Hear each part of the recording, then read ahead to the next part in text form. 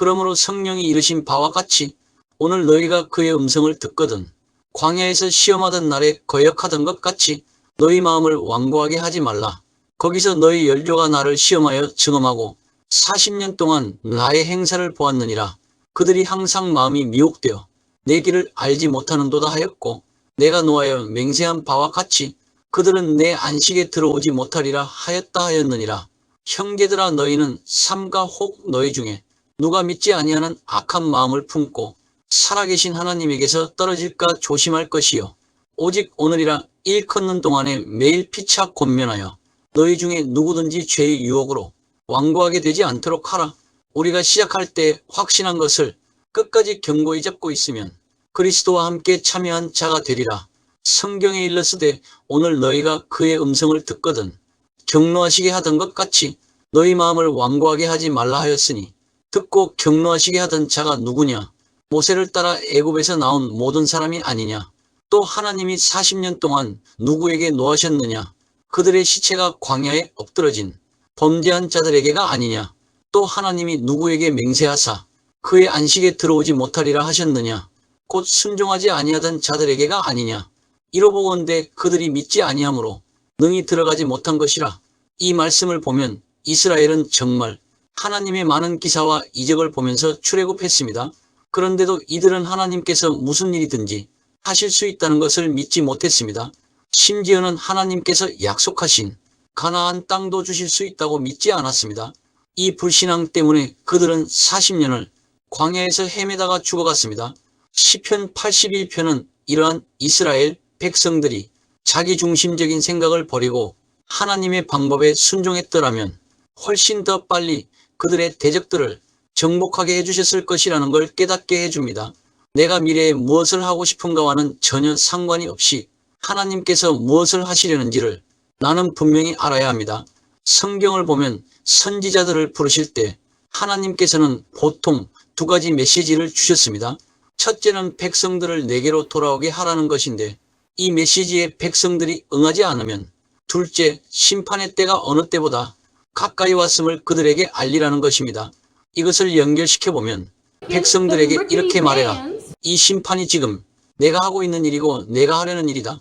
그러므로 그들이 응답하게 하라는 말이 됩니다.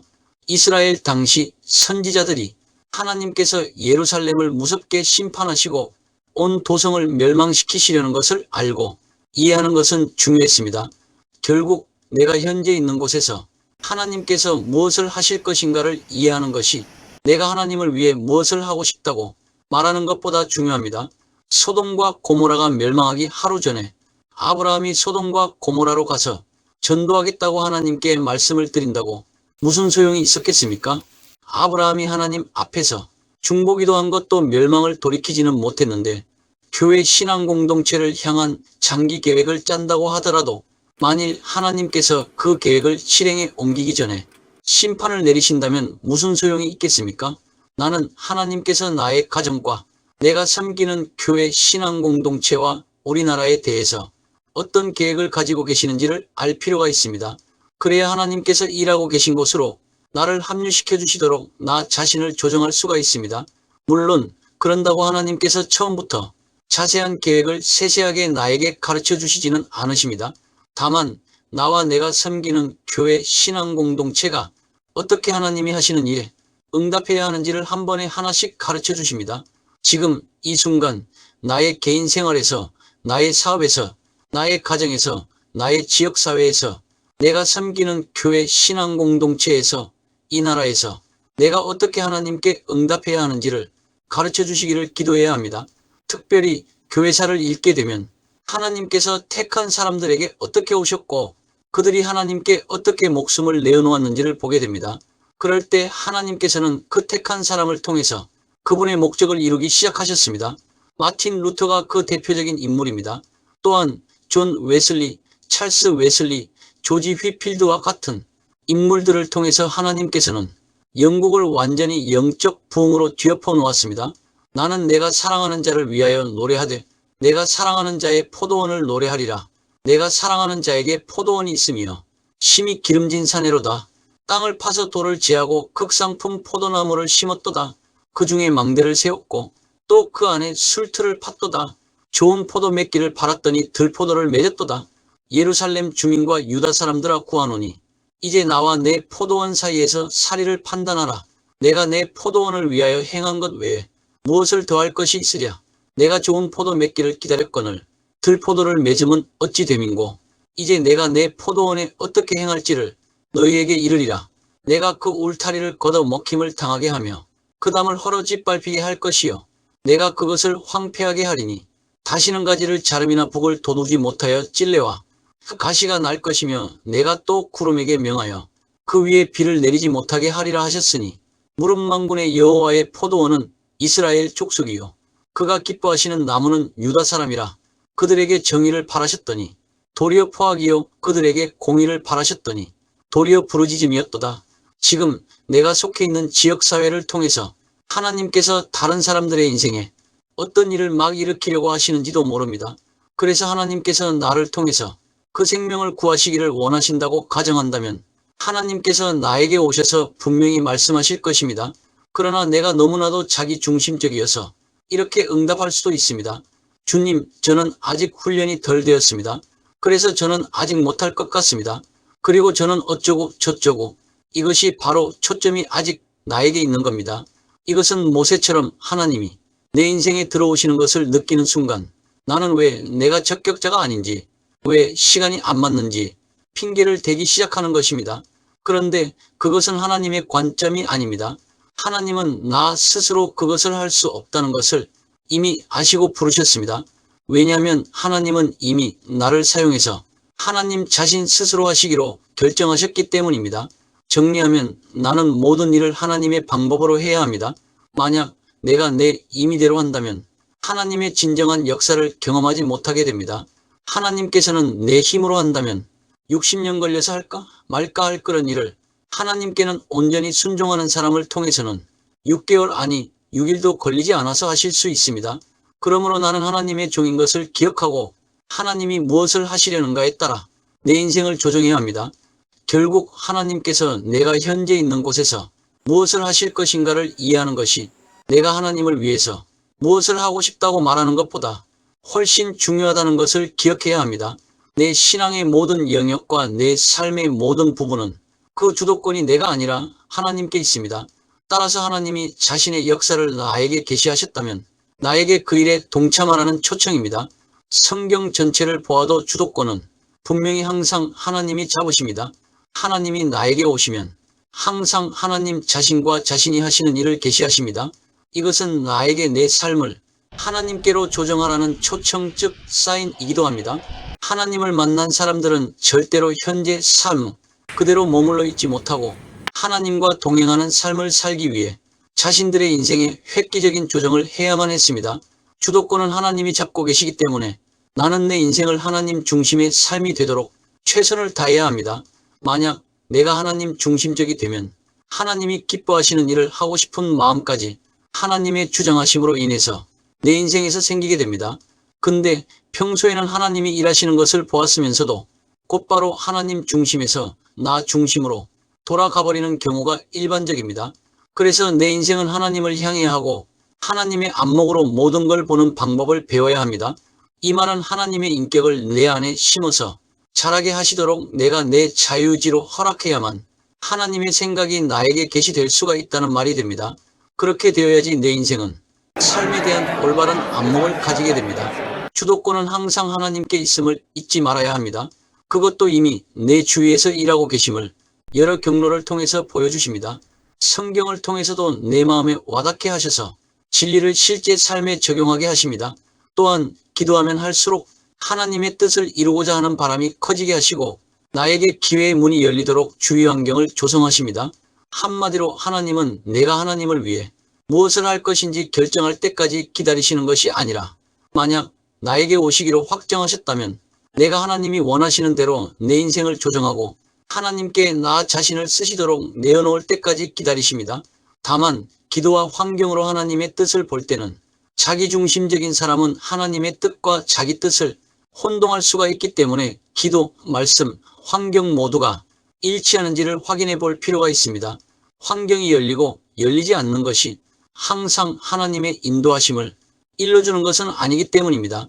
만약 내가 좀 더 실질적인 방법으로 이러한 것들을 내 삶에 적용할 수 있기를 원한다면 하나님은 방법보다 하나님 자신을 의지하기를 요구하실 것입니다. 왜냐하면 문제는 방법이 아니라 관계성의 문제이기 때문입니다. 기도와 믿음으로 하나님과 동행하는 삶을 살게 된 조지 뮬러는 9세기 영국의 목사로서 믿음의 기도가 무엇인지 보여준 훌륭한 믿음의 사람이었습니다. 그는 시편 81편 10절 내 입을 넓게 열라 내가 채우리라라는 하나님의 말씀을 신실하게 믿었습니다. 뮬러는 하나님이 어떤 일을 하라고 하는 인도하심을 느꼈을 때 그것에 필요한 물질에 대해서 하나님께만 기도로 아뢰고 다른 아무에게도 알리지 않았습니다. 그는 세상을 떠날 때까지 4개 고아원을 운영했으며 한 번에 2,000명의 아이들을 돌보았고 10,000명이 넘는 고아들이 그의 고아원에서 키워졌습니다. 그의 기도 응답으로 자신에게 기부된 800만 불의 돈은 모두 나누었습니다. 그가 93세에 세상을 떠났을 때 그의 수중에는 전 재산이 고작 800불 남아 있었습니다. 다음은 뮬러의 고백입니다. 하나님의 뜻을 찾는 데 있어서 말씀을 통한 성령님의 깨우쳐 주심에 진지하고 참을성 있게 임했던 때를 저는 기억하지 못합니다. 그럼에도 불구하고 저는 항상 바른 인도를 받았습니다. 그러나 하나님 앞에 솔직한 마음과 바른 관계를 갖지 못했거나 하나님의 지도를 참을성 있게 기다리지 않았거나 살아계신 하나님의 말씀보다 주위 사람들의 의견을 더 존중했을 때 저는 많은 실수를 하였습니다. 이 뮬러의 고백을 정리하면 하나님의 뜻을 알도록 도와준 일들은 하나님의 인도하심을 진지하게 찾았고 하나님께서 말씀해 주실 때까지 인내하며 기다렸고 성령님께서 말씀을 통해서 가르쳐 주시기를 바랬을 때 일어났습니다. 반대로 하나님의 뜻을 아는데 뮬러가 실수한 일들은 솔직한 마음이 없었고 하나님과 바른 관계에 있지 않았고 하나님의 뜻을 참을성 있게 기다리지 못했고 하나님의 말씀보다 주위 사람들의 의견을 더 존중했을 때 일어났음을 알 수가 있습니다. 다음 내용은 뮬러 자신이 직접 간추린 하나님과 마음을 통하는 관계를 갖게 된 것과 하나님의 음성을 구별한 것에 대한 것들입니다. 1. 하고자 하는 일에 먼저 내 자신의 마음에 한치라도 내 자신의 뜻이 남아있지 않는 상태가 되기를 구했습니다. 일반적인 사람들의 문제의 90%는 여기서 시작됩니다. 다시 말해서 내 마음이 하나님의 뜻을 행하고자 하는 자세를 가지게 되면 문제의 90%로는 이미 해결된 겁니다. 즉, 내 마음에서 하나님의 뜻만 남게 내 뜻을 제거해야 합니다. 이 일이 되면 난 내 느낌이나 감상의 결과를 맡기지 않습니다. 왜냐하면 그렇게 하면 내 스스로를 큰 착각의 배터리에 만들어버리기 때문입니다. 즉, 내 느낌, 내 감상, 성령님과 말씀 중 한쪽으로만 치우시는 것을 제거해야 합니다. 3. 성령의 뜻을 성경에서 혹은 성경과 관련해서 찾습니다. 왜냐하면 성령과 말씀은 항상 조화를 이루어야 하기 때문입니다. 말씀 없이 성령님을 의지하려고 하면 내 자신을 큰 착각의 배터리에 방치하는 것이 됩니다. 성령님께서 나를 인도하시고 계시다면 그분은 절대로 말씀에 위배되지 않게 말씀대로 나를 인도하십니다. 즉, 성령과 말씀의 조화를 유지해야 합니다. 4. 그런 후 제게 주신 환경을 봅니다. 환경은 하나님의 말씀과 성령님과 관련지어서 하나님의 뜻을 그대로 반영해 줍니다. 즉, 현 상황을 환경에 비추어 봐야 합니다. 5. 하나님의 뜻을 바로 가르쳐 주시기를 기도합니다. 즉, 하나님의 뜻을 기도해야 합니다. 6. 그러므로 첫째 기도로, 둘째 말씀 공부로, 셋째 말씀을 적용함으로써 나의 능력과 지식의 범주 내에서 신중한 판단을 합니다. 그리고 그 판단이 내가 2번, 3번 계속 강구할 때까지도 나를 계속 평안한 마음으로 유지시켜주면 실천에 옮깁니다. 즉, 기도한 내용의 판단에 지속적인 평안이 유지되면 실천에 옮기는 것입니다. 하나님이 자신을 나에게 계시하시는 것은 동참을 촉구하시는 초청입니다. 그러면 나는 내 마음에 내가 하고자 하는 일에 대해 내 자기중심적인 마음의 뜻이 한치라도 남아있지 않은 상태가 되기를 먼저 구해야 합니다. 그뿐만 아니라 내 느낌이나 감상의 결과에 맡기지 말아야 합니다. 그리고 성령님의 뜻을 성경 혹은 성경과 관련해서 찾습니다. 이것과 관련된 성경 구절은 다음과 같습니다. 옛적의 선지자들을 통하여 여러 부분과 여러 모양으로 우리 조상들에게 말씀하신 하나님이 보혜사 곧 아버지께서 내 이름으로 보내실 성령 그가 너희에게 모든 것을 가르치고 내가 너희에게 말한 모든 것을 생각나게 하리라. 그러나 진리의 성령이 오시면 그가 너희를 모든 진리 가운데로 인도하시리니 그가 스스로 말하지 않고 오직 들은 것을 말하며 장래일을 너희에게 알리시리라. 그가 내 영광을 나타내리니 내 것을 가지고 너희에게 알리시겠음이라. 하나님께 속한 자는 하나님의 말씀을 듣나니 너희가 듣지 아니함은 하나님께 속하지 아니하였음이로다. 아멘. 다음 시간에 계속하겠습니다. 많은 관심과 구독과 좋아요, 알림 설정은 영상 제작에 큰 힘이 됩니다. 감사합니다.